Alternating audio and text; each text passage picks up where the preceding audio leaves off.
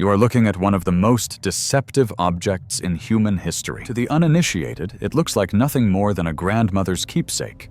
59 beads on a fragile chain, maybe made of wood, plastic, or glass. It seems passive, harmless, a relic of a bygone era.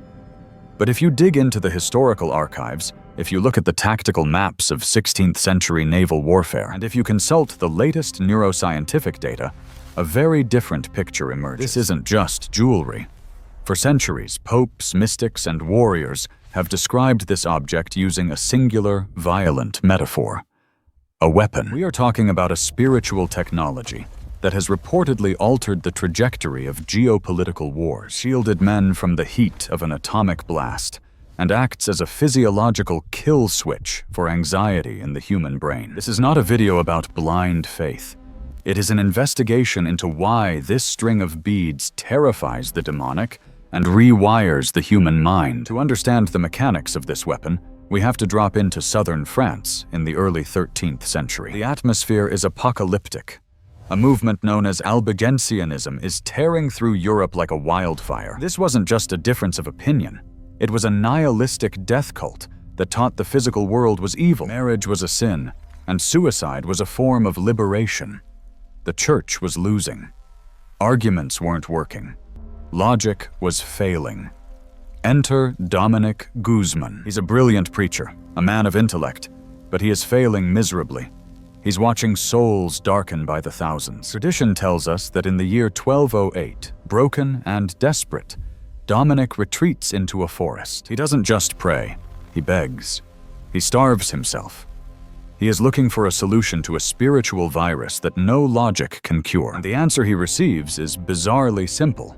According to the account, the Virgin Mary appears and hands him a psalter of roses. She tells him that to fight a heresy that hates the physical body, he must use a prayer that meditates on the physical reality of Jesus, his birth, his blood, his death, his resurrection. She essentially hands him a battering ram.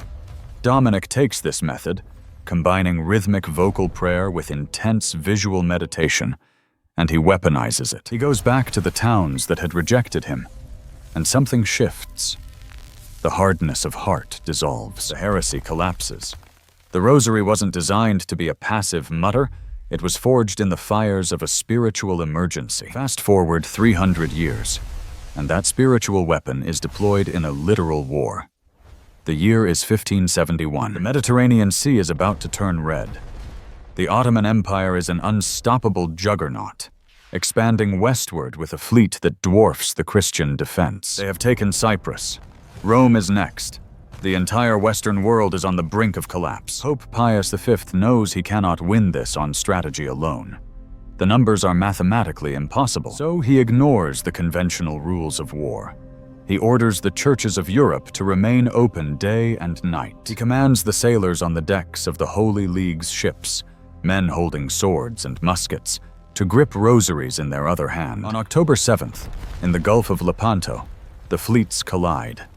It is a slaughter, but as the smoke clears, the impossible happens.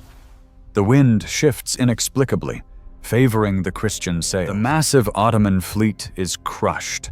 In Rome, hundreds of miles away, Pope Pius V interrupts a meeting, walks to a window, and stares at the sky. He turns to his cardinals and says, "Let us give thanks to God. The victory is ours." He saw it happen in real time. This wasn't just a naval victory. It was the salvation of Western culture, attributed not to gunpowder, but to the beads. But you might say, that's ancient history. What about the modern era? What about the laws of physics? Let's go to Hiroshima, Japan. August 6th, 1945.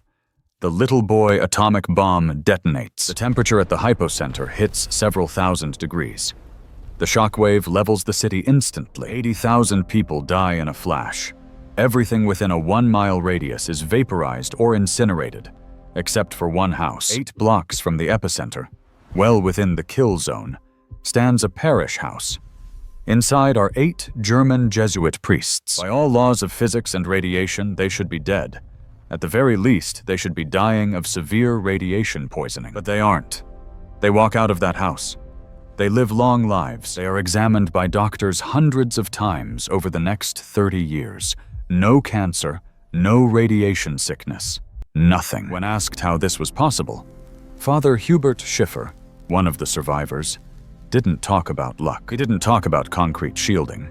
He said, "We survived because we were living the message of Fatima. We lived and prayed the Rosary daily in that home." They believed they were sitting inside a supernatural force field generated by that prayer. It is a data point that science still struggles to explain. The protection isn't just physical. It appears to be repellent to evil itself. There is a chilling account from the darkest corners of criminal history involving Ted Bundy, one of America's most notorious serial killers. On the night of his rampage at the Chi Omega sorority house in 1978, he brutally murdered 2 women and maimed others. He was a predator in a frenzy, but he entered one room, looked at a sleeping girl, and fled. He dropped his weapon and ran. Later, in an alleged confession to Monsignor William Kerr, Bundy described an invisible force that physically barred him from entering that specific room. He couldn't cross the threshold. What was the girl doing? She had fallen asleep clutching a rosary, having promised her grandmother she would pray it for protection. Even a monster like Bundy, driven by the darkest compulsions, reportedly encountered a wall he could not breach. Now, if you are a skeptic, you are probably thinking, these are just stories. Give me the data. This is where it gets fascinating. We are now seeing hard science validate what mystics have known for centuries. In 2025, a massive study published in the Journal of Religion and Health analyzed hundreds of participants and found something undeniable. The Rosary is a mental health superdrug. It rivals the best mindfulness techniques on the planet. But why? It comes down to the rhythm. Researchers at the University of Pavia made a breakthrough discovery when they monitored people reciting the Rosary in Latin. They found that the prayer forces your breathing to slow down to exactly 6 breaths per minute. This isn't a random number. 6 breaths per minute is the physiological golden ratio for the human body. It synchronizes your heart rate variability with your brain waves and blood pressure. It stimulates the vagus nerve, which is the command center for your parasympathetic nervous system, the rest and digest mode. When you pray the Rosary, you are literally hacking your own biology. You are manually overriding the body's stress response. You are telling your amygdala, the fear center of your brain, to shut down. Archbishop Fulton Sheen called it therapy for distraught souls, and he was right. The tactile sensation of the beads, the rhythmic vocalization, and the mental visualization engage every part of your brain, leaving no room for anxiety to operate. It is a full system reboot. But for the believer, the Rosary is more than a breathing exercise. It is a contract. There is a tradition of the 15 promises given to those who pray the Rosary. These aren't just nice sentiments. They are bold contractual claims, promises of signal graces, signs that guide you in life, promises of armor against hell, promises that you will not die a sudden, unprepared death. One promise stands out. You shall obtain all you ask of me by the recitation of the Rosary.